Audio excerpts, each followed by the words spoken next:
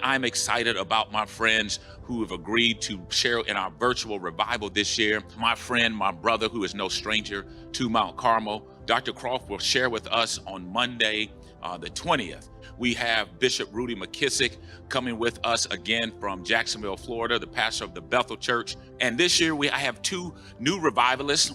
I have my friend, my brother, the Reverend Dr. Charles Goodman, the pastor of Tabernacle Baptist Church in Augusta, Georgia.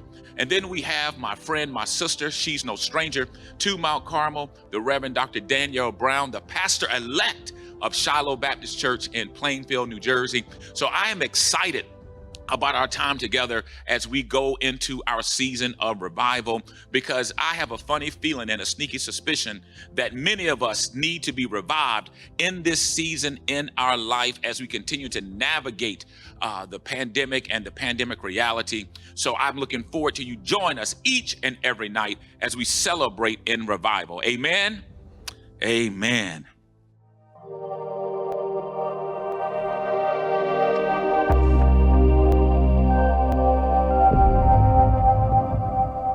Grace and peace. I greet the entire Mount Carmel Baptist Church, Philadelphia, and my brother, Dr. Donald Moore, as once again I am humbled to share with you in your revival. I hate this pandemic because normally I would be in Philly on a corner with Dr. Moore getting a real Philly cheesesteak, but more importantly, preaching the gospel to all of you.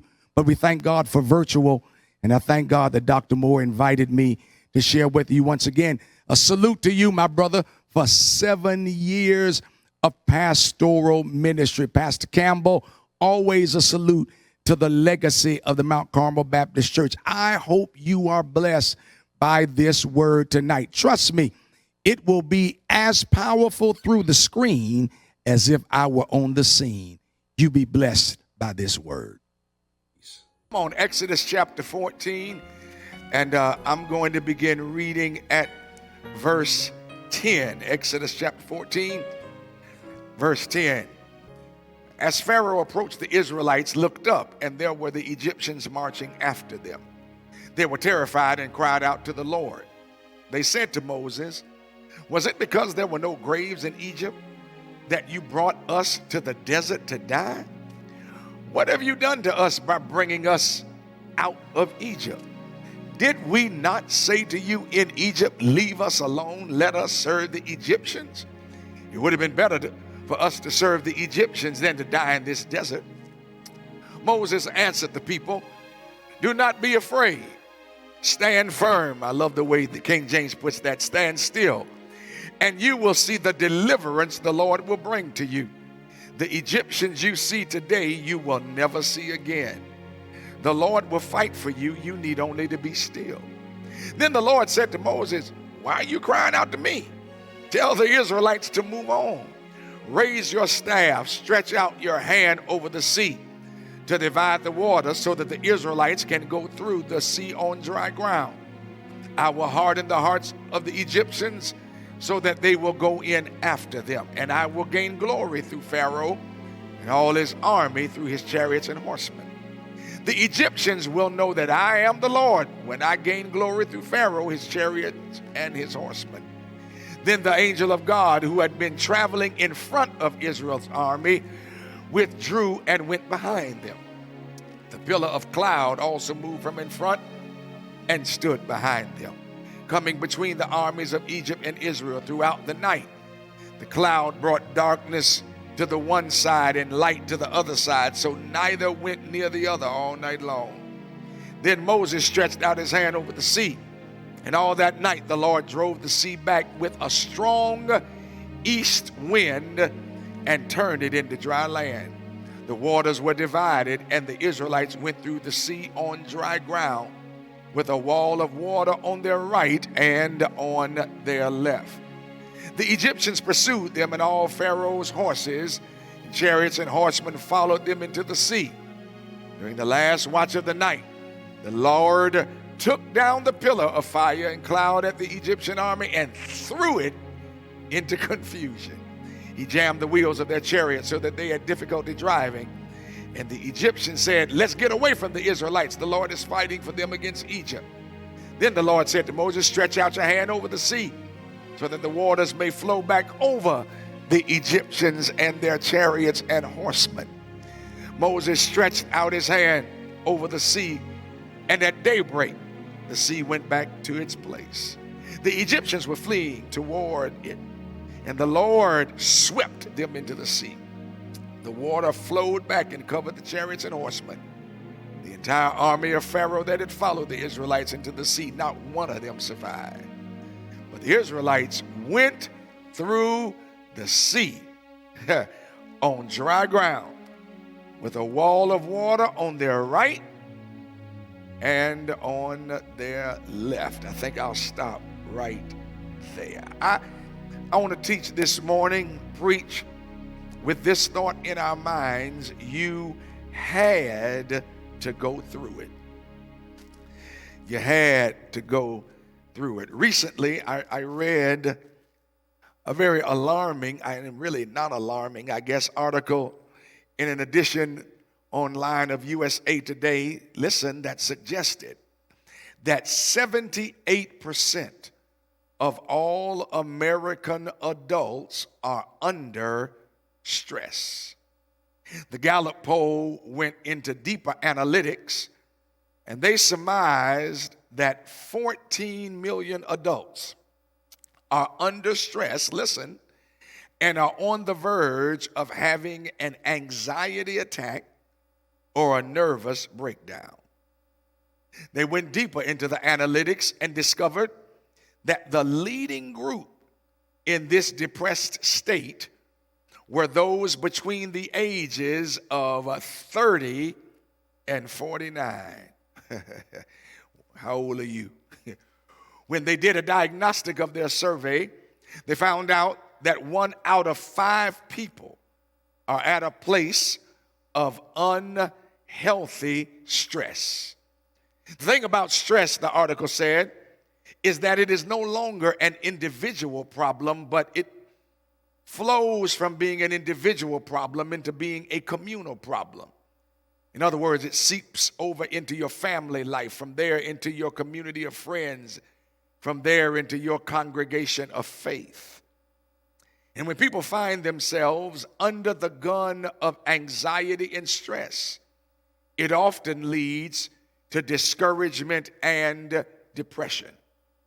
When it leads to depression, one author says that depression is the seed that gives birth to the children by the name of rage, anger, alcoholism, addiction, suicide, and hopelessness. Somebody listening to me right now is sitting on a keg of dynamite, and nobody may know it, ready to explode, because you are going through so much stress that has produced emotions that you have not dealt with. I mean, y'all, it's one thing to be at a place where you can anticipate what's coming. But what happens when you have done everything you were raised and educated to do, and things still blow up in your face? What happens when you plan, save, and invest, but out of nowhere it's gone? What happens when you tithe and you're still broke? What happens when you help other people, but now that you're the one in need, nobody seems to want to help you? What happens when you go through all of your mail and every day you get nothing but more depressing news about deadlines you can't even meet? Then on top of that, you wake up every morning with pain because you have to go to a job that doesn't appreciate you and undervalues you, but overworks you, and then has an attitude with you when you've got to take care of your family. And don't get it wrong. Don't get it twisted. It's not that I don't love God. It's not that I don't have faith. But when I look at my life, I'm getting a little confused at who God is, because I can't quite come to grips with how I'm struggling like this while I'm trying to be faithful. And then you got the nerve to want to tell me that I ought to walk around saying I'm blessed and highly favored when I've got an eviction notice, a disconnect notice, nobody paying child support, couldn't get in the school of my choice, cannot pay my bills. Then on top of that, I've got to live in a pandemic in the current state of affairs where I can't leave my house, where I've got to be scared that the very air I breathe might make me sick and die. I've got to deal with a virus they can't control, a governor who's out of control, a mayor who never had control, a president who lets ignorance control, racists who let guns control, racists who let hate control, streets that let drugs control. It's no wonder that we're like Curtis Blow. I'm close to the edge. Sometimes it's like a jungle. It makes me wonder how I keep from going under, because life can get so stressful that you don't know what to do. And then you got the nerve to want to look at me like I ought not be crying, I ought not be screaming, I ought not be cussing, I ought not be drinking. Yeah, I ought not be smoking, because you know it's legal here. I ought not be smoking. What do you do when you are at your wits' end and see no way out? That's where the children of Israel find themselves in this text. God had set them up. He came to them through a man, an ebony emancipator, a liberating lawgiver by the name of Moses, and told them that he had heard their cries. God had heard their cries and had come to deliver them. And they said, Mo, if that's what you say, we're going with you. If that's what God told you, then we're packing up and making our way. Pharaoh wasn't having it. Y'all know the story. God sends these plagues. Pharaoh decides, I'm going to let these people go. But by the time of our text, Pharaoh has changed his mind, because it is always the mindset of the oppressor to keep you under oppression. That's why they want to cancel Obamacare. That's why they don't want to give returning offenders the right to vote. That's why we voted to give them the right to vote, but then we have a bigoted governor who tries to snatch it away from them, because the oppressor always has the mind to keep you in oppression. Here's what the children of Israel missed. Pharaoh, this is real deep. Pharaoh did not let them go because he had a change of mind as it relates to having a newfound belief in equality, freedom, and liberation. Pharaoh didn't let them go because all of a sudden he didn't believe in slavery. Lord have mercy. Pharaoh only let them go because he felt like he was backed into a corner by God and given no choice. It's really a microcosmic picture of America's past and America's present, isn't it? We're in the midst of a debate now being led by this president about statues that they don't want messed with, about names on schools they don't want taken down, declaring that we are messing with their history, redacting the reality of history, that all of these people like Andrew Jackson and Robert E. Lee and Abraham Lincoln were the great heroes of our history, but they were just like Pharaoh. Those founding fathers, even that president that signed that Emancipation Proclamation, they were all just like Pharaoh. They were talking liberation while keeping slaves. They were talking letting folk go while holding on to the black folk that they had enslaved. It's no different in this day than it was in that day. They are on their way out, the text says. And as they were making their way to their place of deliverance, somebody in the camp made the mistake of looking back. And when they look back, they see that what they got delivered from is not only behind them, but coming up fast on them. Verse 11 says, I'm coming to where I want to go. That they said to Moses, did you bring us all the way out here just to kill us? If we were going to die, we could have died where we were. They were making one calculated mistake in their assessment. They are viewing their circumstance without reference to the fact that the Lord himself had brought them to this place. Now, I know what somebody's already saying. Somebody's already saying that's the messed up part, that God would bring them out only to set them up. That's the messed up part, that God would deliver them only to put them in a difficulty. But you missing the point, beloved. When I make the reason reference for where I am, God bringing me to where I am. And when I look at where I am and compare it to where I've been, I have to refuse to believe that I'm going to die where I am if God made a promise that he's going to bring me out. You better hear me. I don't care where you are. I don't care what you're dealing with. I don't care what the struggle is. If God is the one that brought you to where you are, when you look at where you are compared to where you used to be, you've got to know God didn't bring you out to let you die where you are right now.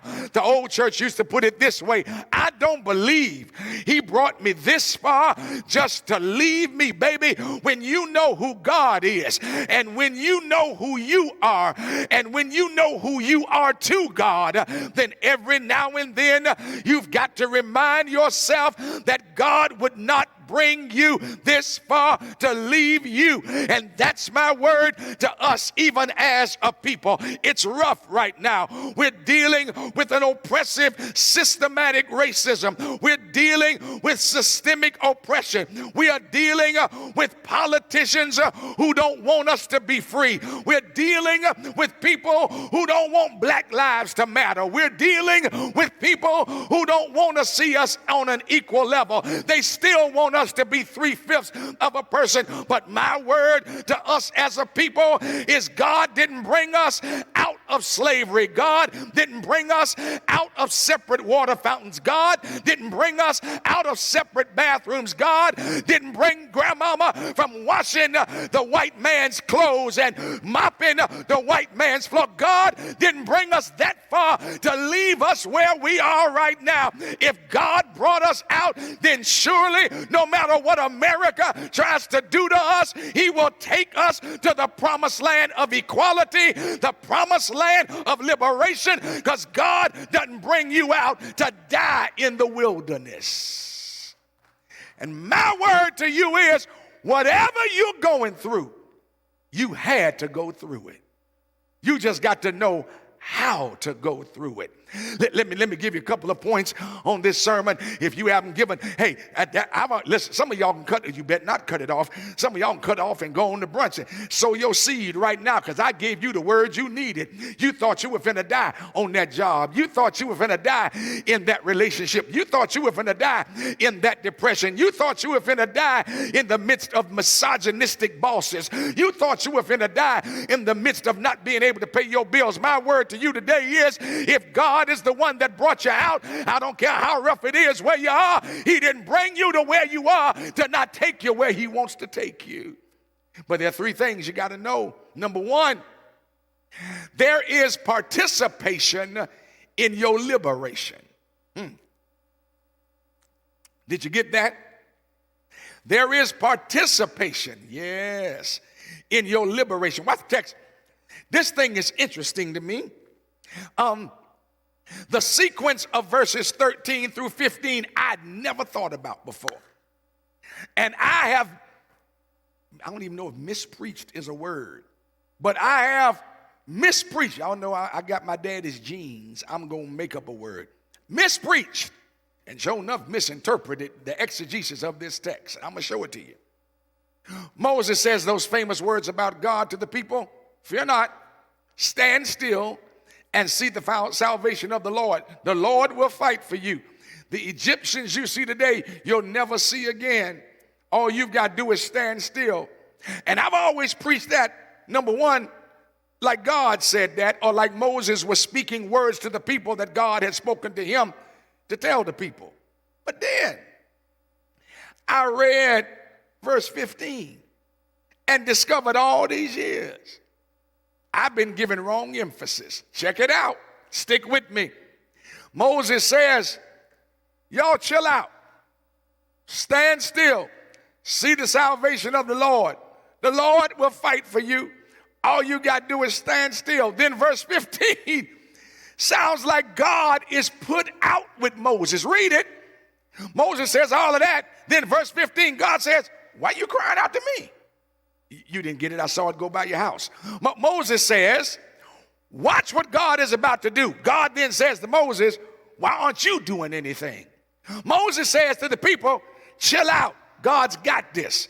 God says to Moses, what's your problem? Moses says to the people, why y'all crying? Stand still. God says to Moses, why you crying? Get to moving. Y'all didn't get it yet. See, we concentrate so much on the shout portion of what Moses says that we miss the convicting part in God's response. We preach that stand still and see the salvation of the Lord. God didn't say that. Moses said that. That was Moses' opinion and not God. I just messed somebody's whole Sunday school theology up. You preach that like God said that. God didn't say that, even though it's in God's word. That was Moses' opinion about what God would do. But then when God spoke to Moses, God said to Moses, well, why you crying out to me? Why you yelling at me? God, help me today. Read it. God is not pleased with how Moses handles this situation. It's as if God was saying to Moses, this ain't the time to pray. This is the time to act. Read it, y'all, because I know I just messed some of y'all up. God rebuked Moses for not acting. And what's deep is Moses said all the right things. He said all the churchy things. He said all the Pentecostal things. He said all the right powerful things. But God wanted to see action and not hear words. That's the problem with a whole lot of us. We say a whole lot of stuff that's churchy and good and might even be right. But every now and then God says, I'm tired of your words. Stop crying to me and get active and do something about your situation. Because Moses, if you really believe in me like you're talking, then it would not matter what's behind you. It wouldn't matter what's in front of you. You would just keep walking and watch me move as you walk. Why are you praying when you ought to be in faith? Why are you praying when you ought to be acting? See, sometimes God wants to see your move before God makes God's move. And don't get it twisted. Prayer is good all the time. Prayer is good at all times. But you got to pray and act. And you got to know when praying time is over and acting time is initiated. God says to Moses, don't talk to them like you trust me. And then talk to me like you don't know me. Read it again. Why you crying out to me? Why you call? It's like, why you calling me? You ought to know what to do. See, when you're operating in faith, you ought not need turn-by-turn directions for every detail of your life. What job to pursue, where you should live. No, every now and then you've got to exercise what I'm calling faith intelligence.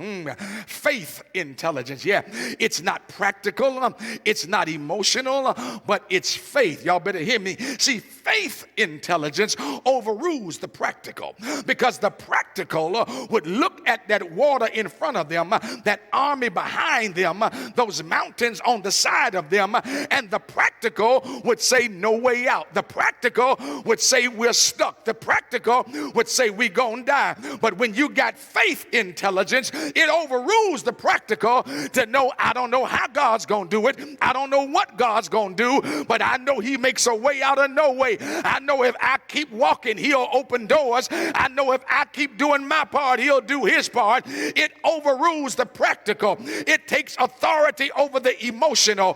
That's why they were in fear, because they let their emotions take over their faith. It makes no sense to the rational, but there's somebody listening to me that knows when you operate by faith, you've had red seas in front of you, you've had the enemy behind you, you've had mountains of hell on the side of you, but you kept waking up every morning doing what you know to do, because you know you serve a God who makes ways out of no way. Yeah, you got to learn, child of God, that liberation takes your participation. You around here praying, God, give me a job, give me a job. And God saying, why you crying out to me? Go fill out the application. You around here laying hands on your bills. God, make a way with my bills, make a way with me. God saying, why you crying out to me? Stop spending all your money. Let me keep going. I love this point. Secondly, the text Taylor teach us, God will be your, listen, God will be your guide and your guard. God will be your guide. And this is one of those points where I wish I had a whole church. I'd take about 35 seconds and we'd get a good shout with the glory button, because that's a shout right there. God will be your guide and your guard. You better hear what I'm telling you. God's got his part. Just do your part. That's why he told Moses, why are you bugging me? That's really, if you want a translation of the text, God really said to Moses, why are you bugging me? What? Just do your part and I'll do my part. And look at what God says to him. God said, I'm going to confuse the enemy. And I'm going to use my presence in a cloud and a fire to make things happen. Watch this. God employed a communication method that was often used by large traveling groups in the ancient world. History tells us that armies that were marching over long distances needed a way for the troops, leading the way to communicate with the troops bringing up the rear, so that the leaders of the army would light a heap of burning coals to carry at the front of the march. And at night, the fire from the coals provided a light that could be seen for miles. But during the day, they would pour water on the coals, putting the fire out. But they had so many coals that when they poured the water on the coals, it produced a cloud of smoke and steam. And the armies were traveling through unfamiliar territory sometime, and all they would have to do was march towards the beacons of light or smoke in order to stay on course. Don't miss what I just said. This was something armies would do.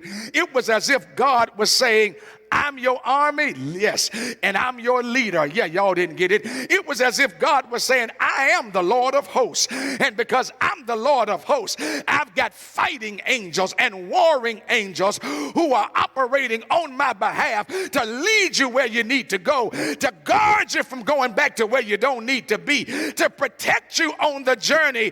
All you got to do is let me lead you with the light. There's an old Swahili proverb that says, a sinking vessel never needs navigation. Y'all don't even get to shout in that. In other words, as long as I'm being navigated, that's a sign I ain't sinking. I may not know where I'm being navigated to. I may not agree with the navigation. I may not understand the navigation. But the fact that I'm being navigated means I am not sinking. As a matter of fact, you ought to write in the comments right now, I am not sinking. I don't know what's going on. I don't understand what God is up to. What God is doing is not making sense, but I am not sinking. You need to know, child of God, that there's no need to intervene in a hopeless situation. So if God is guiding, that means I'm not sinking. If God is making ways, that means I'm not sinking. Watch the text. A cloud guides them. Ooh, it's finna get good. Ooh, it's finna get good. Then verse 17 says, the cloud moves. Jesus. Now the cloud, we know in the Bible, a cloud represents the glory of God. And all this time, the cloud has been in front of them. But now it moves behind them, Jesus.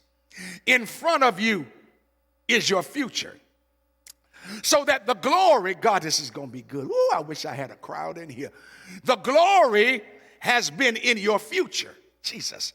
But now the glory shifts, not just to be in your future, but even be behind you. Y'all didn't get it. God is putting you in a position where you can give God glory over what's behind you. Somebody just got up and ran off your couch. Somebody just got up and ran in your backyard. Somebody just lifted your hand. Somebody just screamed uncontrollably on your job, because God said, I'm about to shift your life in such a way that what was behind you used to scare you, but now what's behind you is going to shout you.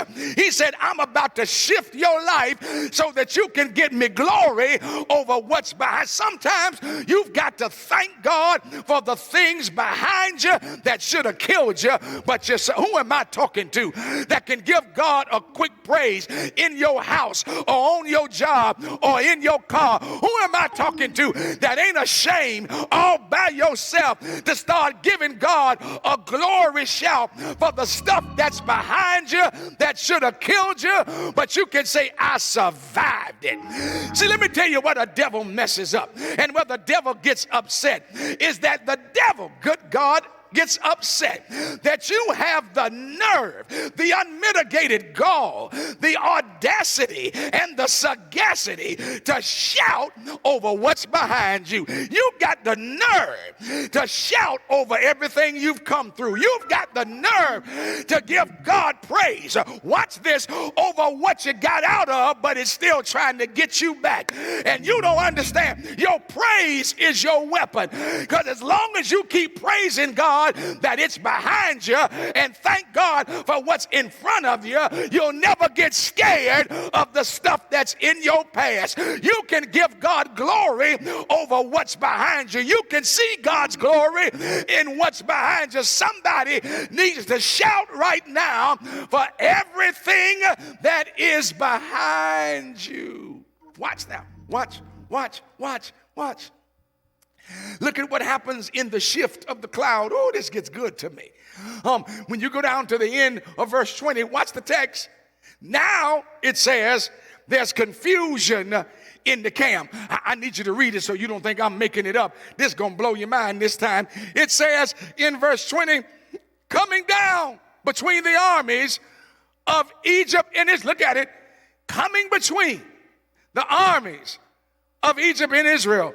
So that all night the cloud brought darkness to one side, light to the other, so that neither went near the other all night long. Y'all don't know when to shout.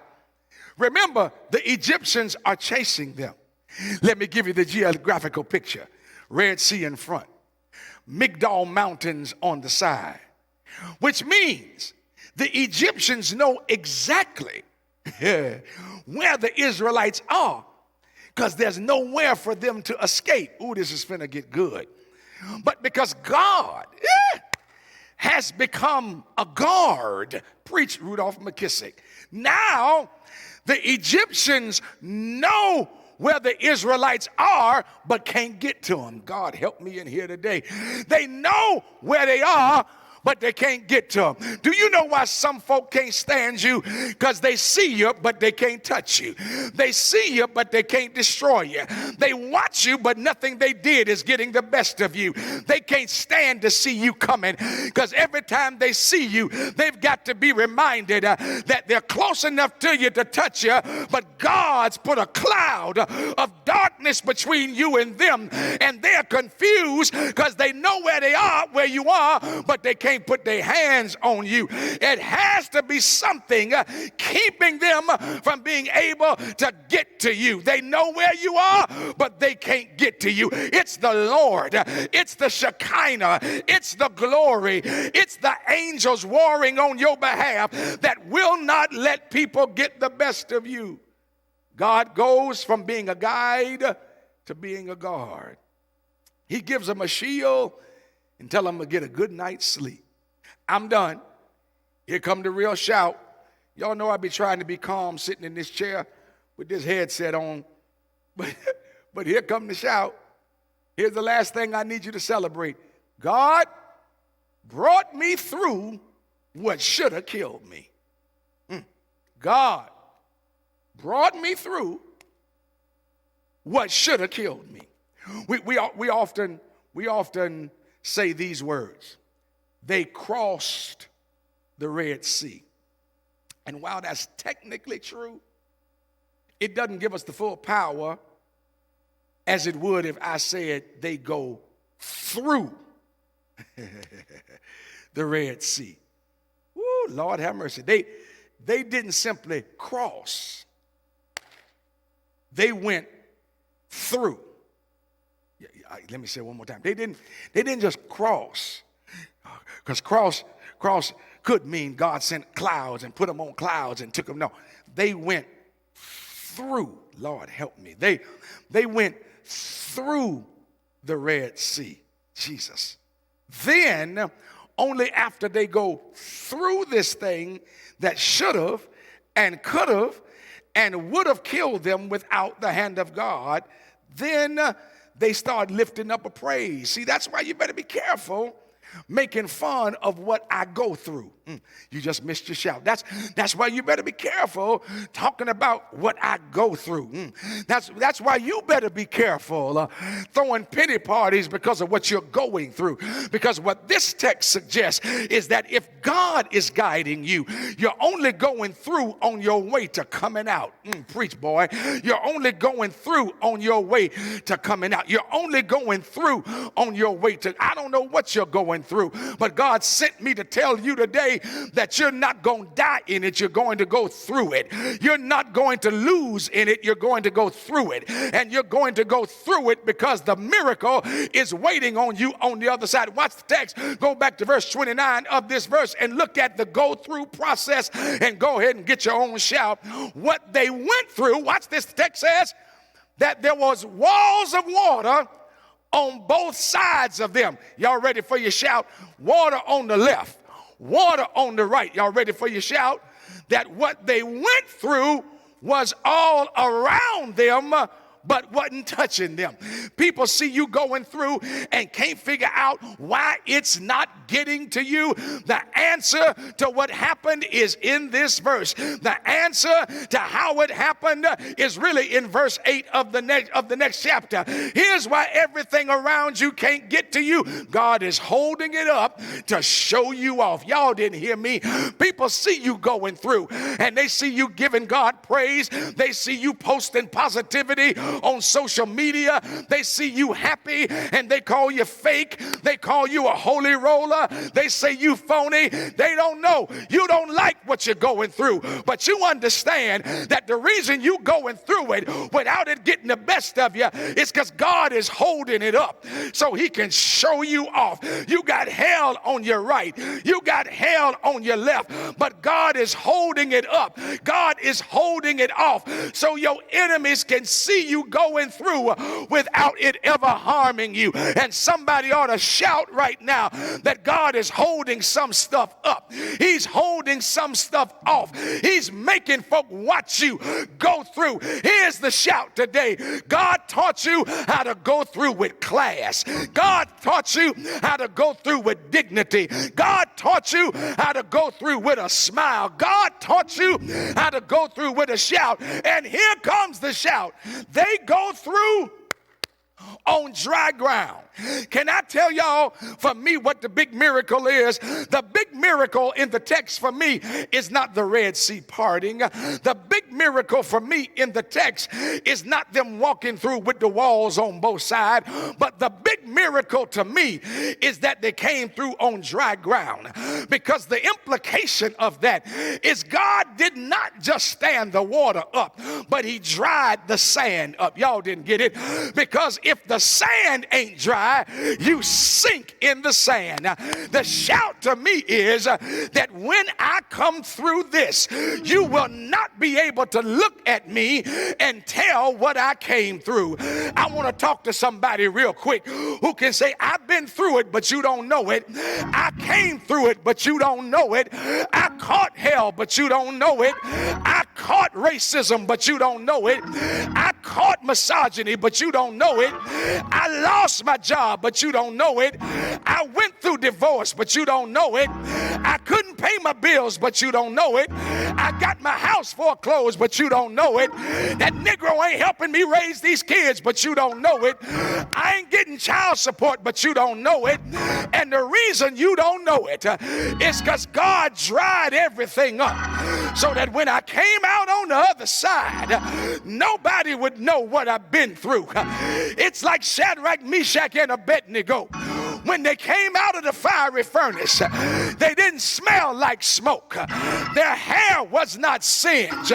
Their clothes were not burned. Because God's got a way of bringing you out without looking like what you've been through. I want to speak to somebody who can say, folk, look at me and they don't have a clue everything I've been through. I want to shout somebody who can say, if folk only knew all the hell I caught, if folk only knew all the struggles I had, if folk only knew all the nights I couldn't sleep, if people only knew all the medicine I had to take, if folk only knew all the abuse I had to suffer. But God's got a way of bringing you out so that nobody knows but you and God. And folks see you shouting and think they know what you're shouting about. But sometimes you got to tell them, this is a private shout for what God did for me that nobody knows about. I'm sorry, y'all. I done had a rough weekend, and I done got happy myself. I done had some stuff go on this weekend. But God has shown me that my children are coming out. I, yes, am coming out. And when we come out, nobody is going to know that if it had not been for the Lord on my side, where would we be? What would we do? How could we live? How could we shout? How could we smile? But if it had not been for Jehovah Jireh, Jehovah Mekadesh, Jehovah Shalom, Jehovah Nisi, Jehovah Rapha, Jehovah Rafika, my mama's God, my daddy's God, my grandmama's God.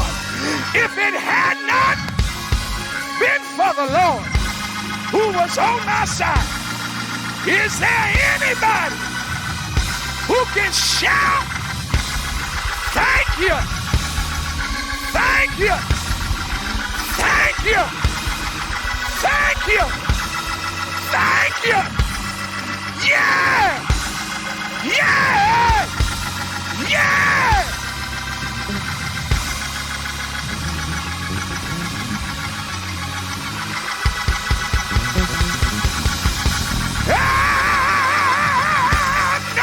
He's all right. I know he's all right. Yeah.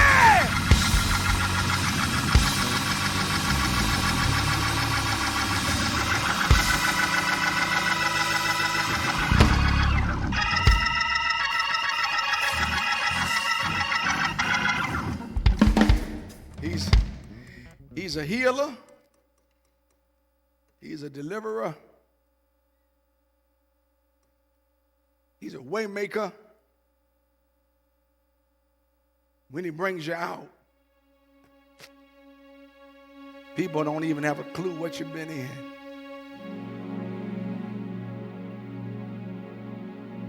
People won't have a clue the stuff you've been struggling with.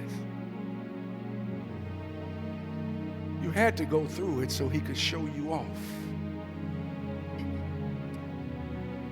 You had to go through it so the enemy would know that even when he thinks he's got you, God's got him.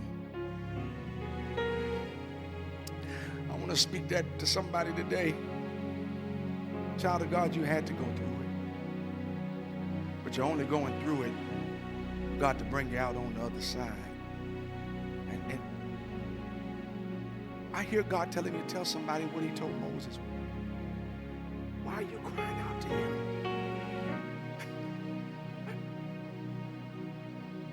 Why are you crying out to God?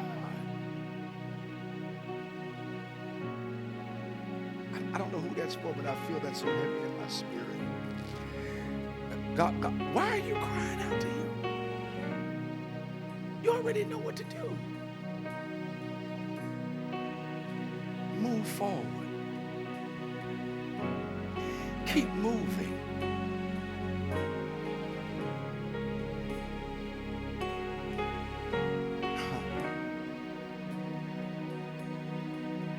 This is not the season for you to panic. This is not even the season for you to simply pray. This is the season for you to pray and act. God said, I'm going to be your guide and I'm going to be your guard. I got your front. I got your back.